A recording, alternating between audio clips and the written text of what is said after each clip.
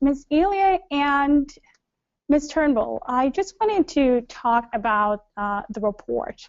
The initiative was, it rested on the premise that if you have rigorous preparation programs, you have stringent selection process, you match the right candidates with the right school, you provide them with on-the-job development and evaluation as necessary, that will lead to more effective principals and in turn better student outcomes. What evidence are we seeing on the ground that that might be the case? Well, when we ask people in leadership in the district, they are pleased with the crop of principals they're placing in recent years. But honestly, as a researcher, I have to say it takes time to know, because to put a new principal in place and then to be able to see how effective they are in their school, you don't see it right away. You have to wait and see it take effect. And indeed, the changes that the districts are putting in place take a little time to unfold as well. So that we're certainly seeing the district saying that we've got a new evaluation system, we're piloting it, it's off to a good start, and we're tweaking it. So it's a matter of years to really know for sure. Sorry to sound so much like a researcher, but this is an area in which it really takes time. Well, Ms. Elia? Yeah, in Hillsborough, we've had a couple things that are indicators that we're getting better student outcomes. We're on the move up in our graduation rates. And as you well know, every year that calculation for several years it shifted, and now there's a standardized federal standard rate that we really see some improvement. Additionally, we're part of the Trial Urban District Assessment that uses the NAEP to actually give scores to our county. We're one of 22, and we scored in the highest position in reading in both 4th and 8th grade, and really close to the top in math in both 4th and 8th grade. So we feel like we're seeing some things that are really indicating that that we're getting the kind of outcomes from our students that we had hoped all this work would do. But I would say to you, in the context of the education landscape as it is today, there are so many shifts that are occurring in state assessments, its standards, and looking at how we are really addressing those changes in our classrooms. It's really critical to have strong leadership at the schools to help us to get there. But I think, as Brenda pointed out, it's a little too early to say on those new standards assessments how we're going to do. Okay. Now, John Festival wants to know whether the successful implementation of the Common Core demands more content knowledge and different leadership skills. I would definitely say that the shift to the Common Core, and in Florida, the Florida standards, does require a different approach. So there's more training that is put in place for teachers, and if teachers are going to be expected to be doing that in their classroom with different strategies, then our principals have to know that. So they also are trained, and they need to make those connections to what high student outcomes we can expect if we get and support our teachers to move to those new approaches with the Common Core. I think it's important for us to do that, and I think that principals are a key to it. So definitely you have to have a trained principal in not just content but in pedagogy as well, to make sure that the teachers have the kind of support they need to implement the new standards. And just this question is for both Ms. Elia and for Ms. Turnbull. We're wondering what kind of barriers had to be removed from the state level for some of the districts to implement some of the initiatives that the Wallace suggested for the pipeline. And that question comes from Bobby Newman.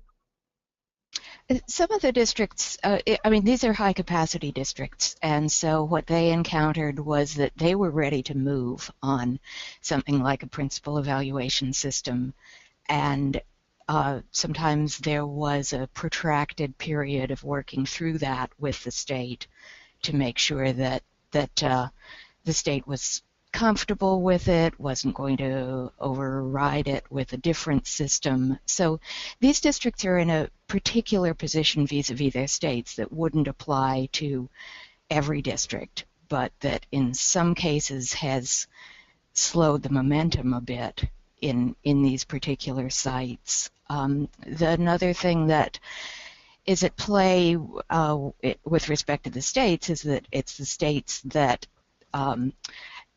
control licensure, and to the extent that a district might want to run its own preparation program, do the whole job of preparing its principals, that's not necessarily allowed in every state. There's a mandatory university role, and therefore some of the districts are working more closely with universities and forming that partnership in a way that some of them might prefer to do it themselves. Well, I can say in Florida, I think that we worked closely with the state in making sure that we were meeting the kind of concepts that they wanted in terms of standards, but not have perhaps exactly the way that the state had done it. So we asked for some understanding of the work that we had already put in and started to put in with our Wallace project, and I think we were able to work through that relatively easily. I think Brenda's correct that in some states, I know the certifications are different. In Florida, Ed Leadership is a requirement, and we still have Ed Leadership as a requirement for our administrators. So it isn't really that we change that. However, our principals, whether they have Ed Leadership or don't, or can start earlier than not, we still make sure that our principals have what the state requires in terms of that certification and degree, but we also provide this as their training for leadership positions in Hillsborough. Ms. Elia, you just touched on preparation programs, and I wanted to talk to you to find out why is it important for the districts to develop their own preparation programs? This is something that we saw from the report, districts developing their programs or creating stronger partnerships with universities to do so. Well, let me be very specific about Hillsborough. We have, as I pointed out at the beginning, we are extremely large, and we have many different areas within our community and our district. So I have rural schools that have a high population of migrant students. I have urban schools that are highly dense populations, all walk-in students, high levels of poverty. I have suburban schools. And what we found was that the best way to prepare the principals, it's great for them to have the Ed Leadership certification and a degree, in fact, but the best way to prepare them was to give them experiences in different types of schools with supports so that they could understand and be able to be open to leadership positions in those schools once they had gone through our training programs. And we really believe that if we use our own staffs and we use the district level staff as well as our highly successful principals, that we have more reality in that job of being a principal. And there are many demands on principals, and we believe that it's really important for them to be grounded in the reality of the way that we do things in our district to support our students. Ms. Turnbull, was that what you've seen? Yeah, that's that's very similar to what we've heard in other places, that grounding in the district way of doing things gets principals off to a good start in the view of the district folks who are putting in their own programs. I would also say that this also comes back to the alignment with the standards and competencies that the particular district has specifically defined. So we heard people saying that now that we've got standards and we've got a program of preparation that really is tightly organized around those standards, it can be seamless. The aspiring principals can learn what's going to be expected of them on the job. They can hear directly, as Mrs. Elia said, from some of the district staff who are doing those on-the-job evaluations, what's going to be expected of them when they step into the principalship. And that's not to say that you couldn't have that kind of close alignment with a partner program in a university or a nonprofit, but just putting it in place from the get-go in a district-run program offers a quick payoff that several of the districts have really appreciated. Now, another thing that the report highlighted was the use of data to select candidates, to place them with schools where their background and professional development would work. But you were also finding that some schools, you had issues finding right candidates for some schools, such as high schools, schools in low-income areas, and even in some cases, schools where the neighborhood was of a higher socioeconomic neighborhood. So I'm wondering, how can you, what challenge that poses for the district, and how, I don't know if that's the case in Hillsborough, but how are you trying to address that? Well, I think one of the things that has been very, very helpful for us, we have profiles that have been done of each of our schools, and we're using survey data and all to know kind of the unique characteristics of our schools. So when you think about it, I have over 200 schools, 250 schools, and so that really has been very helpful, because we've also developed, with the support of Wallace, a program that will help us to match characteristics that we have data on related to each of our applicants for the principalship, match that to the school. And so aspiring principals we give information, we get information on all of the training that they've done, on the experiences they've had in both the assistant principal positions and as a teacher leader at a school, and then we match that up to what we need at particular schools. And it's been extremely helpful for us to be able to have that pipeline open up some, so that when we look at any single school, we have 4 or 5 people in the principal's pipeline that we can look at and perhaps make a decision on one of those going in based on the data that we've collected over several years in their evaluations, their strengths, and their area of improvement. Yeah, we've absolutely heard that kind of enthusiasm from the districts about the possibility of making a good match from within the pool of candidates that they do have. Denisa, you raise another question, though, which is about the difficulty sometimes of finding the right candidate for certain kinds of settings, be it a turnaround school or be it a large high school. Those are challenging positions, and developing the strong candidates for every type of school continues to be a challenge. I know Hillsborough is, and it was on one of Mrs. Elia's slides, is working on a program of an EDS degree for people who will be well prepared for turnaround schools. Similarly, there's a university program at the University of North Carolina, Charlotte, geared specifically to high school preparation. So it is something that the districts are working on, but just intentionally developing a strong pool for some of the most challenging principalships is on the radar screen as well. Mm-hmm.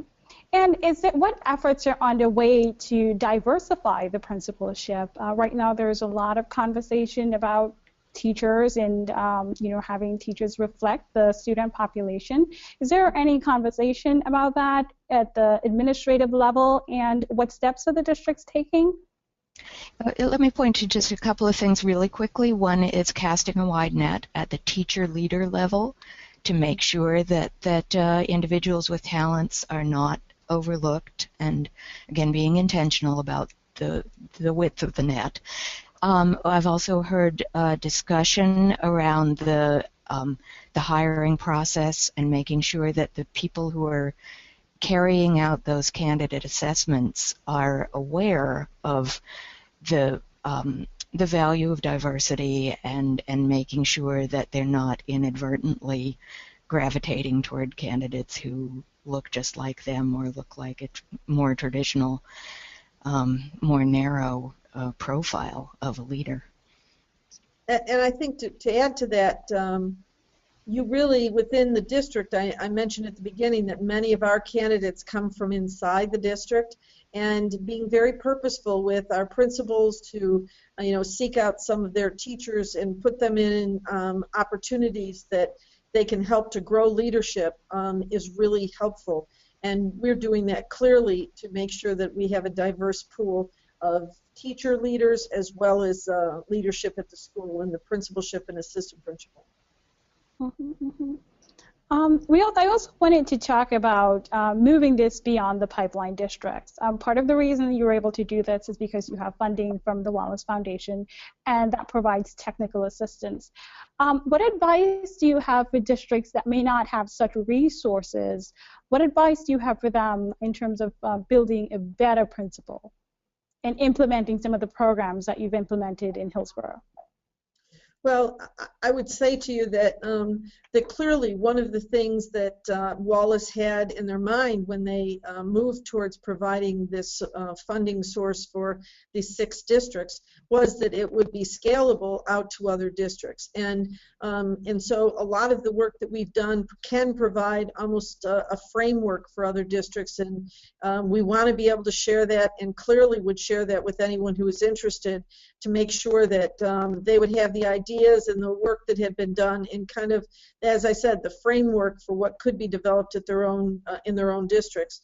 And you're correct in the fact that it is, if you are coming from point 0 and you're developing something that is going to be useful for you in principles and developing principles, I think you can look at what you're doing now and see whether that can be changed and diverted to some other agendas, and perhaps reviewing of standards and then shifting what you're already doing, which wouldn't be required to have that much more support and funding for it, but rather changing what you're doing to get it to what you know could be successful with principals, but also working with your local universities and training programs, whether they're for not-for-profits or universities, to make sure that they understand you need to have someone who can really be reflective of what happens in each district.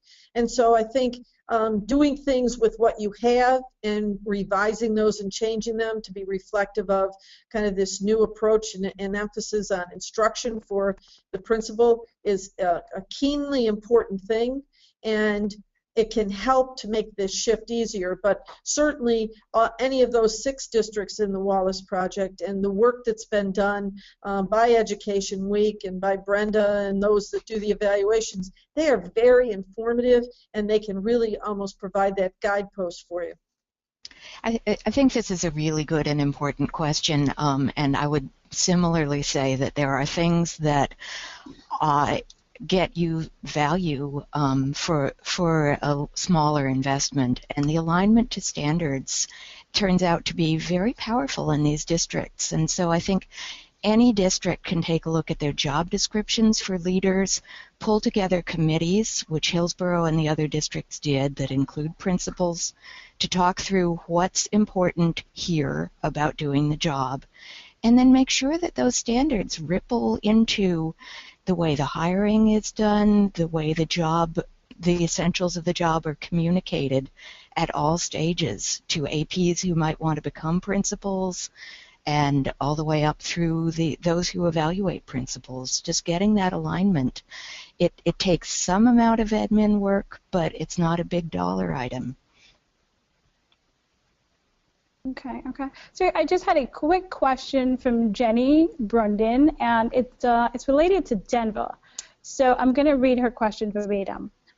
You say it takes time to develop a principal. I've noticed in Denver a tendency to yank out a principal after 1 or 2 years for unspecified reason.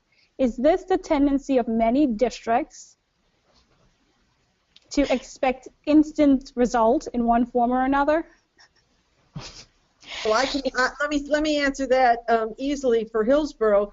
No, in fact, that is why we've been very purposeful in providing that ongoing training for our principals. So they have coaches for year 1 and year 2, but we don't just let it lag there, and we provide ongoing training and support for them in multiple ways, and staff development for them on specific things. I think that we have to understand the principalship is one of the most important and yet one of the most difficult jobs in education. and supporting principals when they're in the job so they can be successful, I think is extremely important. So the district has the responsibility of doing that. And I think we try very hard to have everyone understand that we don't change what's happening in a school overnight, and you can't expect any single person to go in there, change the culture, and move things through to bring successful outcomes for students quickly. It takes time, and I think the responsibility has to be shared at the school site in the district. So we try very hard to be patient and to work through the issues and support our principals as they get in those sites. Yeah, I would say that you'd want to ask any district, what are you doing to support your new principals? What problems are they running into, and what does the district provide to get them through it?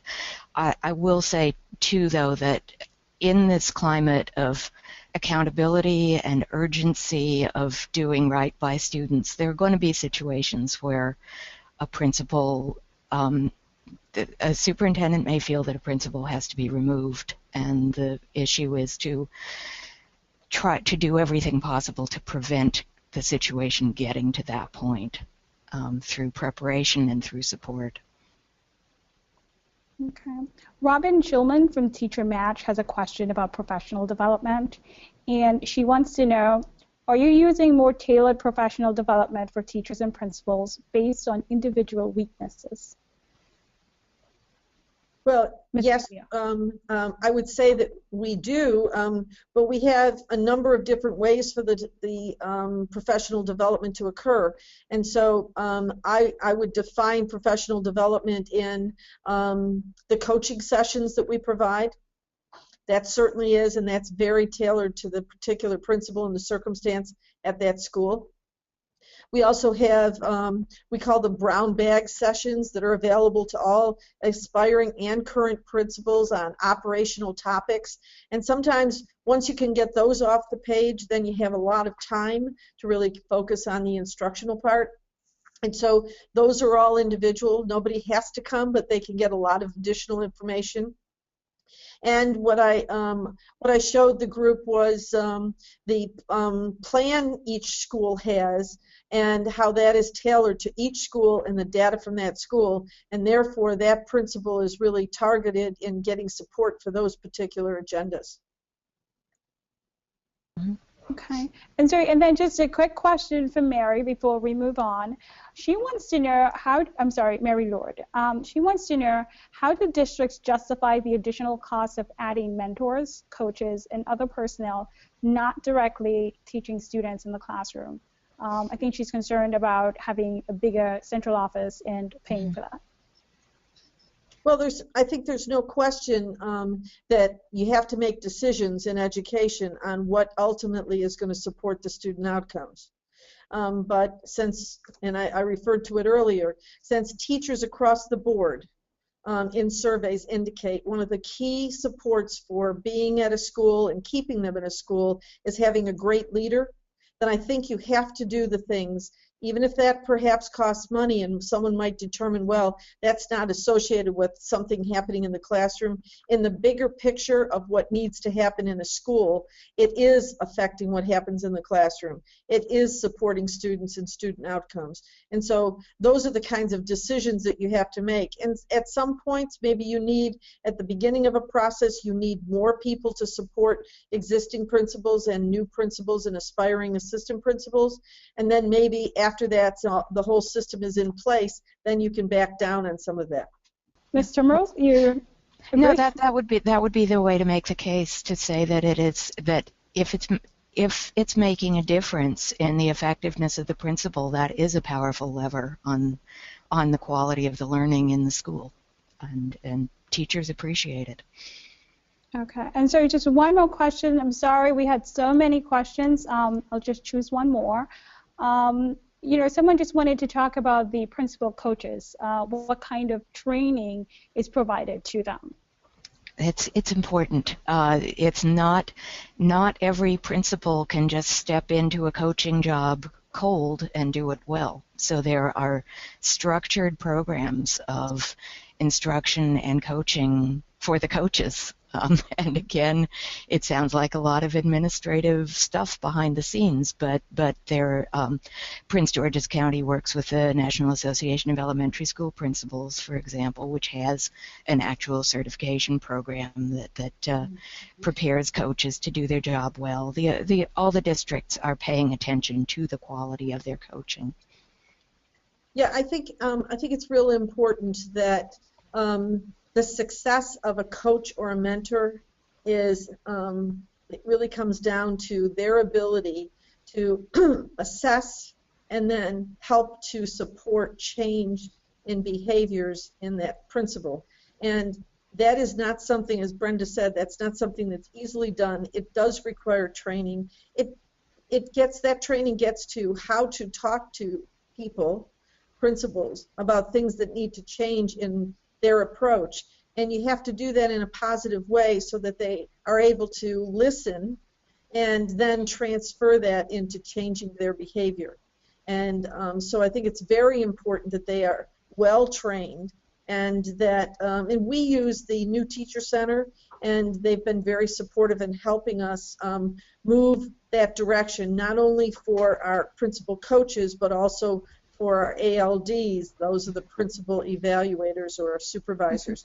And I think it's extremely important to do. It's like anything. If you're going to have teachers get feedback, the way that feedback is provided is critical in making sure that it's used in a way that can support growth in whatever's happening in the school or in a classroom. Okay, well, thank you. Ms. Elia, a number of these principal initiatives were initiated under your watch, and you are leaving, as most people might know. How do you ensure that these programs continue? Well, I guess that's an interesting question. You know, when you're in a district that has been committed to doing the kind of work Hillsborough has done, both with principals and with teachers for improvement, I think that general value of getting better and realizing that we all need to continue to work for excellence is something that is across the board and permeates just about everything we do.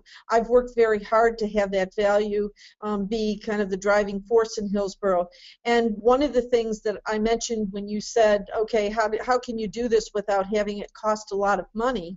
One of the things that you can do is make sure that this is the program, and that the other programs that were in place before that were costing funding and costing time and effort of staff, that those are no longer done, and that you have incorporated the new approach to improvement in everything that's done.